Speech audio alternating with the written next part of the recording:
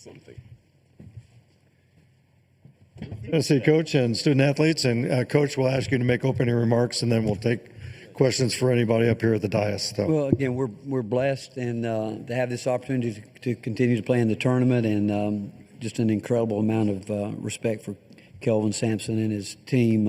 I've known Kelvin a lifetime, and he and I've kind of grown up together, kind of have grown old together too, but we know it's going to be an extremely difficult challenge because we respect their ability and how hard they play and how well they're coached, and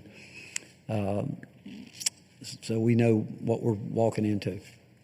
Please raise your hands and we'll get a mic to you. State your name and affiliation and to whom you're directing the question. Right here in front. Hey, Rick. Will Kunkel, Fox Houston. What makes Kelvin, so likable off the court? Fans get to see one side of him when he's on the court competing. And then just what makes him such a good basketball coach?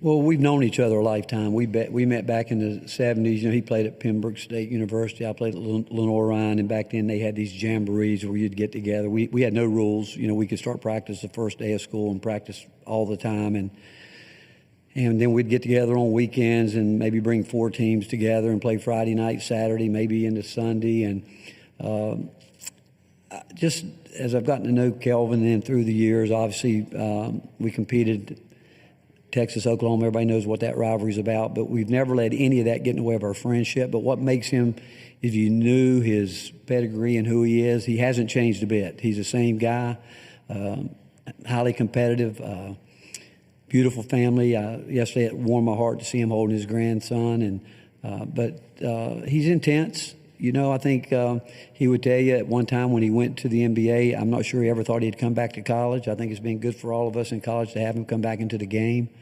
But he's worked everything. He would tell you that he's been extremely blessed, that God's shown great favor over him and his family. But I love him. I love Kelvin Sampson. And he and I will be friends until the day we die.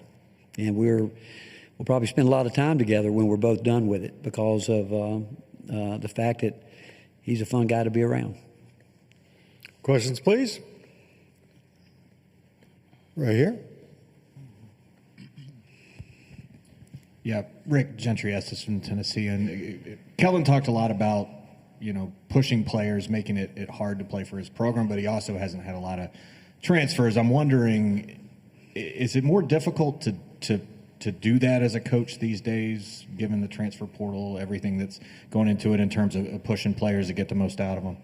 I don't think so. I think if you're honest up front with the players and you tell them exactly how you're going to be, you're transparent with them, and you get the right guy. I think where it gets hard is when coaches lie to players. They make it like it's going to be a rose garden, and if it's not going to work out. I think you tell them the way it's going to be, and we're blessed that we've got a group of guys that I think that have set extremely high standards for themselves. And I've always said in recruiting, there's enough players out there for all of us. You got to get the ones that that fit your personality and the way you want to play. And I've got a group of guys that we feel like that about, and we've always tried to do that. And there's no doubt that Kelvin has done the same. He knows what works for him. He knows. We all do. And if maybe when you're younger, you might say, well, maybe we can change a guy or two, but the only way guys are going to change if you want them to play the way you want to play is if you got a group of guys that bring it every day. The players have to change the players because coaches can be hard on guys and demand, and but you got to have a program around you. But it goes back to the recruiting selection process. You better know up front, tell the truth, and if they don't want it, move on to someone else. Right here. Rob Lewis with VaultWest.com. Jamai, for you, how beneficial do you think it is that a year ago on Saturday afternoon you were in a different city but doing this exact same thing? I mean, how much value do you think that last year's experience is providing you guys this week? Jamai? It's exciting to be here. I don't think, heading into this year, me and Z didn't expect anything less to be back here. We made a promise to ourselves to get back here. But we want to be able to finish the job that we didn't do last year. I felt like last year was a special group of guys. We probably won't have guys like that in Tennessee again. But I also feel like this group is a special group of guys as well. I don't think there'll ever be another Zakai that walks through the Tennessee doors. There'll never be another Jemai Meshack. There'll be another Felix, Igor, Chaz. But that's what makes recruiting special. That's what makes us special. And every year you can come in and make a name for yourself. So with that being said, I feel like, it's exciting to be back here, but we want to finish the job. Right here. Dennis Dodd, CBS Sports. Rick, dovetailing off Gentry's question, I guess. There's been some pretty big-name coaches in football and basketball get out of this because of the current climate that you've adapted to. Did you ever have to sit down and have a pep talk with yourself and just think about, wanting to go on through, everything we're talking about with the portal? No, I never did, because I got a group of guys that I thoroughly enjoy being around every day. I mean, I love coaching these guys, and there's days they probably don't like me very well, but some days I don't like them either. But I know what they want, and I think they know as a university what we want, and we're never going to go over the top. I mean, we're going to coach hard as a staff, but we got a group of guys that they've set some pretty high and lofty goals for themselves individually, and I think they would probably be disappointed in us as a staff if we didn't come out and give them our best every day and be consistent. But we all go through those grinds. But when we're off the court, time's up, we're going to hang out, and some days they might want to hang out with me, some days they don't. Angela, back to the back. Angela Morian, Wish TV here in Indianapolis. Coach, it's been well documented that you guys have never made a Final Four. We were in the same position last year. So what's the message this year with this a little bit newer group heading into the biggest game of the season so far? Well, you just sent the message right there. University of Tennessee hasn't made one, and it would be a great honor for us to do that. And something that, again, I think most teams, I would think, start every year with a goal of getting to this tournament and know that you get here. We've seen some of the craziest things happen throughout the history of it, but you all come into it knowing that you would like to be the last team standing on Monday night. And but the fact that, I mean, I'm proud of these guys because I know how hard they've worked. Do we want it all? Yeah, we do. But we're no different than the other teams left right now. We've all put a lot of work in and to get there, but we've got, every team. We're going after the same thing as much as we want it. Other teams want it. We realize that, and we just hope that we can be at our best. Right here in the back. Steve Lehman, CBS Nashville for Zakai and Jemai. Jemai just mentioned the promise you guys made after last season. How quickly did that happen after that loss in Detroit? Was it immediate? Was it a couple of days? And for both of you, at that point in your career, why was it so important to come back to Tennessee and finish the job you started? Zakai, we'll start with you. I would say immediately. We pride ourselves on winning. And, I could remember times, me and Jamal being on the same team at practice and us just losing in practice and ready, to fight each other just off of losing the game in practice. So, losing a game like that, is something that we take so much pride in. And, knowing that we had a chance to win a game and that we didn't win, it hurt us. Feeling that pain, we said, we put all this work in. We came in together. We gonna leave out together, and we pride ourselves on winning. So, being back in this position that we in today is a blessing. But like you said, we got to finish the job still. Jemai? Yeah, it's like you said, it was immediately, like literally right after that game. Of course, going through the off season, you don't have a feel for who's staying, who's leaving, who's going to be on your team next year. But we know that if we kept our core and we kind of kept who wanted to be back here for next year, we knew we were going to have a chance. But like Zakai said, we're super competitive. That's just in our blood. There's certain things that I value in my life, and one of those things are loyalty, and the other thing is competitiveness. And I feel like, this is the same thing that Tennessee holds for me. So I wasn't going to leave them out to dry just because I lost. I feel like the Tennessee fans deserve something more. I don't care about getting national attention for me. I care about getting the national attention for the Tennessee fan base, for Coach Barnes, and for my teammates. I can care less what happens what I do, but I want to win for them because they put in so much work, put in so much time. It's been times when me and Coach Barnes don't get along very well. We have a very special relationship. It may seem like we're not on the same page a lot of the time, but he's a winner, man, and I'm a winner, and we both want it so bad that sometimes we go at each other. So Same thing with me and Zakai. Coach Barnes was there too. Like, we'll be in the same practice. We're arguing with each other, yelling at each other, but it's all because we want to win, man. And it's that competitive energy that I think is why we're here. And I think, if we keep on proving it, we keep on doing it every day in practice, we'll be able to go far. Right here in front. Will Kunkel, Fox Houston. For Coach Zakai, Igor, if you guys don't mind, when you throw on that tape, obviously the Houston defense jumps out. What is it about that defense and that program that separates themselves from other really good defenses as well? Coach, we'll start with you. Sound, very aggressive, as good a ball screen defensive team as you can play in the country. They attack it really hard, got great length, and they really are so well taught, schooled in that, and they rebound it. You can't be a great defensive team if you can't finish it, and they do a great job of not only getting to the offensive boards, but they rebound the ball, but their coverage, they do a lot. They turn people over in their ball screens. They turn people over with the way they trap the post. Just being very aggressive, and the more they can get you to the sideline, they really even turn the heat up more with the way they rotate over and really build a wall over that way. But it's Kelvin. I mean, his teams have always, again, I don't know how many years now we've been playing against each other. That's who he is. That's who he's always been, and he's underrated probably offensively. I mean, I think he's always done a great job getting his best players where they need to be, but defense has always been, when you think of him and his program and rebounding, are two of the things that come to mind. Igor? Yeah, I mean, like Coach said, they're really good at turning people over from ball screens, and that comes from them being handsy and having their hands high all the time. But also the rotation, they go through rotations really quickly, and they fix up matchups. So, we'll have to be ready for that. But we've been working on it through the whole season against ourselves in practice, so we'll be ready. Zakai? Yeah, I'll just say how aggressive they are and one-on-one defense and the ball screen coverage. We hang out hard on defense, and so do they. And, they're one of the best defenses in the country. But, every possession they're super aggressive. They're trying to get after it, and they're trying to get after you and turn the ball over. So, they feed off of turnovers. They feed off of on offense of how good they play in the defense. So, really just the aggressiveness. Right over here. Chris Schumer with Capital Sports Journalism. Coach Sampson had some interesting and funny things to say about your phone calls. I'm just wondering, what are the occasions when it's time to call Coach Sampson?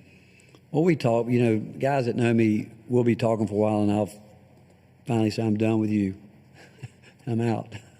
But we talk a lot, when we talk.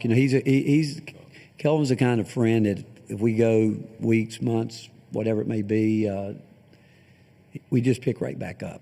And, we know each other. We know where we're from, and we know the route that we've come through coaching. I mean, I think of where he started out and the way he's done it. It's just respect, calling him. We'll talk ball some, different things. And it's always hard playing against guys that you love, you grow up with, and because I know he wants to see us do well and win it, and I'd say the same for them. I mean, we weren't playing him. I just know him just so well, and his family, and I'm really blessed to have a friend like that, and a person that I know he cares, and the phone calls can vary from different things. We just whatever, depending on what time of year it is. Right back in the back, Angela. Coach, obviously Tennessee has a special connection to Indianapolis, and that is Peyton Manning. He was here last night, expecting him to be here tomorrow. How cool is it to be able to play a Midwest regional in the house that Peyton built with his statue right outside? Well, obviously, what can you say about Peyton? I mean, he is one of the greatest people you could ever meet. Loves Tennessee, has been so loyal, so generous to our university, not just to the athletic side, but to the university as a whole with the scholarships that he provides for people. But again, he's a person that he's a true volunteer. When you think about what he does, not only for those that are close to him, for those that he does it people that he might not even know. He's just he's made things so much better for all of us at Tennessee, and the fact that he's still so active out there. And in some way, he's the voice of the University of Tennessee, and we're proud of him. Over here. I've got a question for Felix and then one for Chaz. Felix, what went into the rebounding that you've had the past couple games? And then Chaz, how were you able to be so patient offensively yesterday against Kentucky and kind of take your time to get the shots that you wanted? Felix. For me, it was just the coach challenging me. The coach is challenging me, and I just knowing that I got it in me, and it's just me putting more effort in that side of basketball, just trying to chase and just do my job. I think that was just what's going through my head. Chaz? Yeah, for me, I just say taking the look that the defense gives me. At this point in the season, I know that most of my shots are going to be contested. So just being ready to shoot when I get the opportunity. We got a few more minutes before we dismiss the student athletes to do one-on-ones right over here, right in front. Wes Rucker, 24/7 Sports. For Jemai and Zakai, how rare is it for y'all to kind of flip on the film when you're getting ready to play a team and think, that team plays about as hard as we do? I imagine this is one of those games maybe where you do see a team that plays about as hard as y'all do. Jemai? I feel like they what makes them really successful, they have the personnel. They have really good guys that come in, do their jobs, focus on doing their jobs. They have length. They're all around the court. You can try and scheme as much as you want, but if you don't have the personnel and the guys to do it, it doesn't work out. So I think that's what jumps out to me when I'm watching Houston. I'm going to never say no matter what. It doesn't matter what team I'm playing against. Nobody's tougher than me. Nobody's tougher than this team. But we're still going to respect them as a tough team. But we're going to play harder. We're going to play tougher. But we got to respect them as such and go out and play hard. Sakai? Yeah, much respect for Houston, watching them on film. They play really hard. They play really tough. But we do the same thing. We hang our hats on toughness and defense. And, as long as we go out there and do what we got to do, we'll be perfectly fine. Right here front. Yeah, question for Coach Kevin Sweeney, SI. Zakai's story at Tennessee feels like one that's going to become pretty rare in the modern state of college basketball. I guess, how much have you appreciated being a part of that? And what can you say about what a player like that can mean to a university? Well, what I would say is, knowing him, he would sell the rights to it. It's really one of the great stories when you think about him and how it all started for us. I mean, it was, started in Augusta the last week of Peach Jam, and I don't think he made up his mind. But it started long before that, to be honest with you. I think that the fact that he would have to hop a bus, he owes New York City subway. He should go back and pay them for all the times he's jumped the rail to get home here and there and everything. But what he did, he grew up a lot quicker than most kids probably need to grow up. But and then coming to campus, it took us about 2 weeks. I mean, we thought we were going to redshirt him. That's what we thought, and he changed that real quick. And made an incredible impact from the time they just walked on campus. But it's really one of the great stories, and I've said it before, I think he's going to go down as one of the all-time favorite volunteers, too, because of the way he's gone about his business every day and what you all see during games. I've watched it for 4 years. Okay, we're going to dismiss the student athletes. Thanks, guys. They will be available for 15 more minutes in the breakout rooms. And then we will continue with Coach Barnes. So raise your hands if you've got anything for Coach. Right here. Rob Lewis with VolQuest.com. Coach, we talk about it every game, but Houston's so physical. How much of an emphasis do you have on keeping them off the offensive glass tomorrow? How big of a challenge is that? Well, it's really hard. You could say, well, you need more than 1 day. You could take a week, but that's not enough time either if you don't understand it. I mean, that's what they do every day. I mean, I know he's still doing the old bubble drill. I know he's putting that thing on that rim, and the only way you can score points is to get a rebound, and it's a mindset that he instills in them. And we try to do the same thing. Obviously, I think he's recruited has done a great job recruiting guys the way he wants to play, and they go get it. If not, he's going to take them out. You got a job to do, you're going to do it. And so whether you got a year, a month, a week, whatever, a day, you've got to be prepared knowing that that's a huge part of how they play the game. Questions, please? Over here.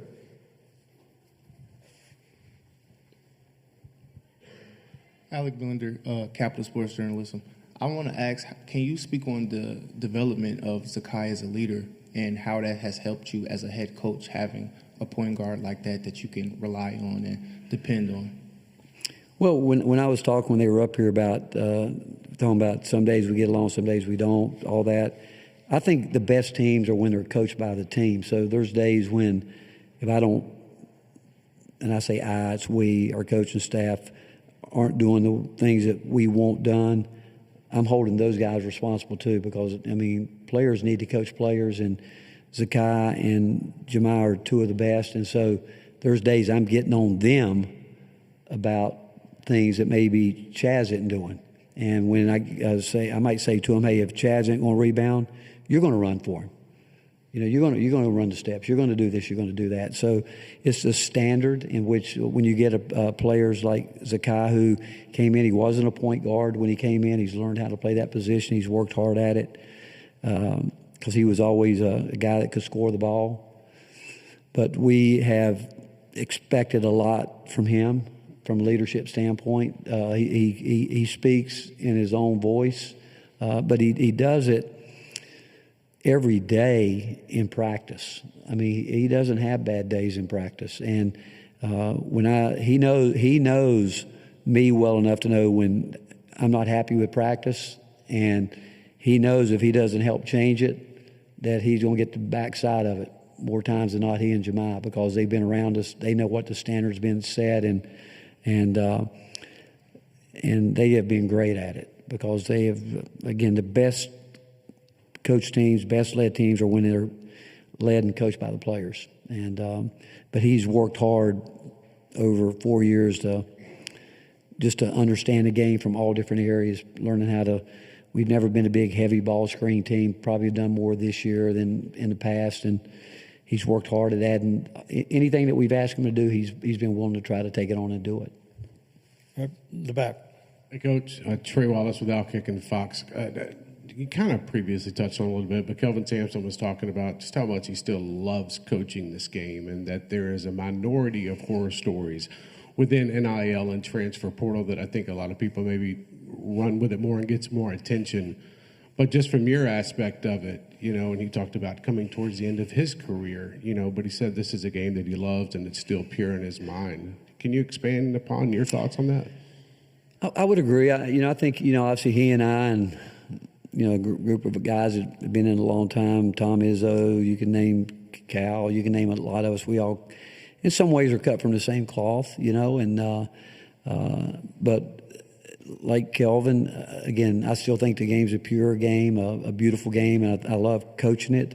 I think with the NIL, where I could see it, if you're at a university where the administration doesn't get it, and we all want to win. But I've always believed too, if you want to coach anywhere. If you want to coach junior high, coach high school. If you really love it, just coach. And I'm extremely blessed to have had to serve a great God that's given me an opportunity to be at some wonderful places. But with what's going on right now, right now is the rumors I'm hearing this week. It's absolutely mind-boggling. It is. But that's not going to keep us from doing our job, and I could care less about that right now, even though we're working at it. I got a staff working right now on the stuff you're talking about. We have to be, because you can't fall behind, and we're in the middle of trying to win a national championship like the other teams right now, and but yet there's a group that's working hard on making sure we don't fall behind with the portal. And then what's the first thing? What's the number? But you can't let that interfere with the fact that you love doing what you're doing. And I've made it, I think, clear that I've told the day that I lose that purity of not wanting to be around the kids or the players and coach, that's when you know it's time. But I still love it, like Kelvin. I mean, I can see it when we talk on the phone. You can tell it. You can still hear it in his voice that he hasn't let down. He still wants to help guys. We really want to help these guys have a chance. We've lived our dream. We want to help those guys do it. And the way you do it, you give them your best every day. And that means total transparency, honesty, and knowing that there's days that maybe they don't want to hear it, but the good ones always do, and they always come back for more. Questions, please. Right here. Rob Lewis with VaughnQuest.com. Coach, I asked the guys about it, but for you as a coach, what's the comfort level of having Jemai and Zakai here that have been in this exact same position a year ago? Well, it is, Rob, in the fact that they've been here. They know how quickly it can end. They realize that they knew coming in. They knew how hard the first game against Wofford would be. They know that that's a hard game, and then everybody knows if you can get by the first one, it gets even more difficult every round. But it goes back to what I was saying earlier about the accountability that we expect in those guys as much as we're going to do our job as the coaches for the guys that haven't been here. They're spending time with them. They're telling them.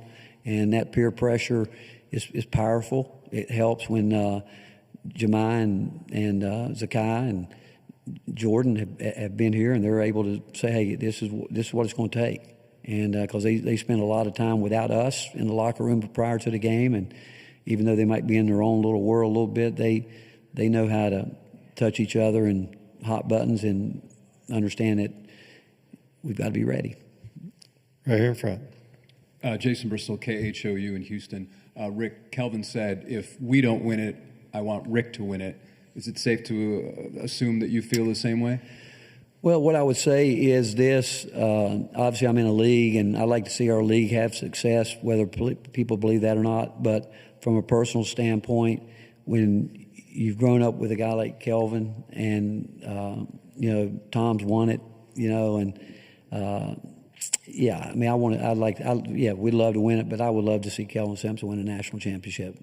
Not this year, but I love the guy because, again, I just think about the first time I went out there, I think they put me on a futon in their house. And, from that time, Karen has got a beautiful wife, and Kelvin, their kids, I've watched their kids grow, and it's just, it's tough, but I'm a huge Kelvin Sampson fan. Right here. Always will be. Oh, I'm sorry, Coach. Right here. Benjamin Vasco of KUJH. A lot of people talked that the Big 12 was one of the best basketball conferences at the start of the year, and then now they've moved to the SEC being the best basketball conference. What does this mean for, I guess, both conferences, this matchup specifically? Well, league cycle. This is a year that it was a year of the SEC. When you think about the historic non-league schedule, the success we had in the non-league, and obviously doing what we did thus far in the tournament. But I've seen great leagues cycle through. I'd like to think now that the traction that we've gotten, that we can continue to grow it, the league, and every year. I think as all coaches, I mean, you'd love to be in a league when you think that, hey, every year we play good basketball. We got 14 teams in. We can do it every year. We can stay there. But it's just been one of those historic years for our league, and that goes back from 10 years ago to where we were. It's really amazing that we've got it here at this point. But it was tough. I can tell you, it's been a long grind. It seems like from January, but it's turned out okay. Right here. Federico Mano, KHHK. How do you go as a head coach preparing your team with 5 days of preparation in between the second round and the Sweet 16 to only 1 day of preparation between the Sweet 16 and the Elite Eight? You know what? It is after the first round, second round, one rest. Right now I think the most important thing is rest. I was fortunate to be at it took me a long time to learn this, and I still fight it every single day, but Eddie Reese, the the greatest swimming coach of all time at the University of Texas, told me one day, he said, I've never seen a coach take a mule and make him a racehorse, but I've watched a lot of coaches take racehorses and make them a mule.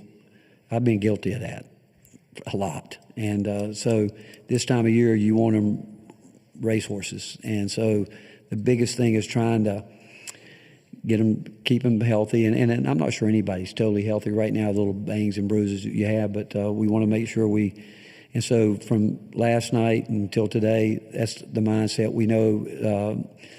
And then Coach Knight had a wonderful saying. It took me forever to figure out. He said the mental to the physical is like 4:1. Well, today that 4:1 comes into play big time, the mental part of it. You don't have enough time to go out and put a bubble up and try to work on blocking out against Houston, and you don't. You just got to hope that you've done enough up to this point with your practices, and you believe in you trust your system, you trust your habits, but it's emphasizing everything from a fundamental standpoint of the game, where you're just saying, hey, this is something that we have to do today. This is something, whether it's ball screen, rebound, or whatever it may be. But I think the most important thing in a one-day prep is to get our legs back and be ready to know that that's what it's going to take to play against a team that comes at you like they do. Time for a couple more for Coach. All right, seeing none. Thank you. Thank you, guys.